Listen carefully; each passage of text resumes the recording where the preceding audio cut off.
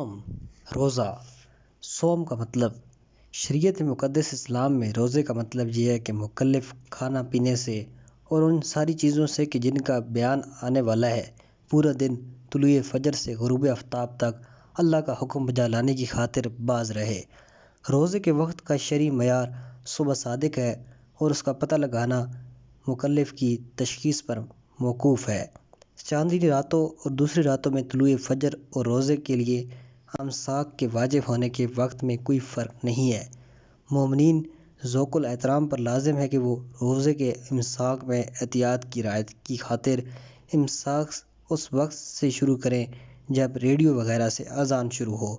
اگر روزے دار کو اطمینان ہو جائے کہ وقت داخل ہوتے ہی اذان شروع ہو چکی ہے تو اذان شروع ہوتے ہی ان کے لیے افطار کرنا جائز ہے، اس پر اذان ختم ہونے کا انتظار واجب نہیں ہے۔